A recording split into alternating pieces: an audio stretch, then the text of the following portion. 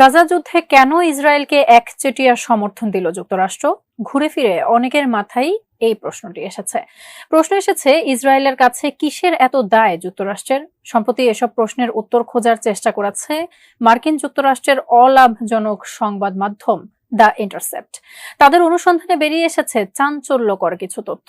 যুক্তরাষ্ট্রকে ইসরায়েলের পক্ষে রাখতে কারা প্রতি বছর গোপনে বিলিয়ন ডলার খরচ করে, পাওয়া গেছে এমন কিছু দাতা গোষ্ঠীর নাম। মাহমুদ সোহেল জানাচ্ছেন বিস্তারিত।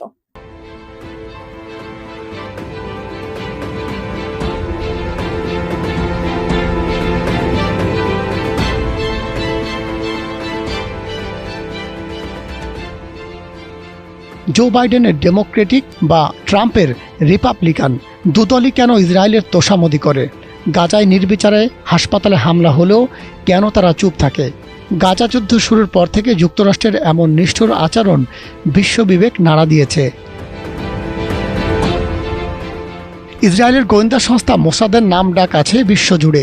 সেই সাথে বিশ্বের ব্যবসা বাণিজ্যের বড় অংশ নিয়ন্ত্রণ করে ইসরায়েলের ইহুদিরা। সে কারণে বিশ্বে ইহুদি ধনকুবের সংখ্যা বেশি। ইহুদিদের যে কোনো ক্রান্তিকালে এরাই অর্থনৈতিক ঢাল হিসেবে ইসরায়েলের পাশে দাঁড়ায়।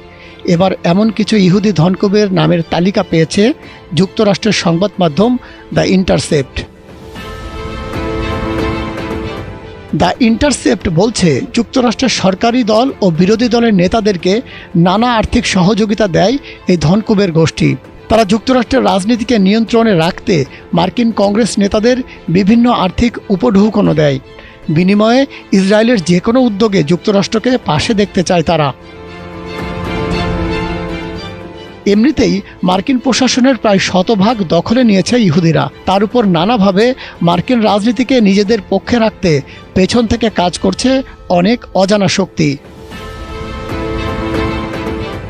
এরই অংশ হিসেবে প্রতি বছর ইসরায়েলে সফর করেন মার্কিন কংগ্রেসের অনেক সদস্য। এসব সফরে খরচ হয়ে থাকে লাখ লাখ ডলার। এই খরচের যোগান দেয় ওয়াশিংটনের অন্যতম প্রভাবশালী lobbying group American Israel public affairs committee বা AIPAC। ইহুদিদের পক্ষে অর্থায়ন করে কারা?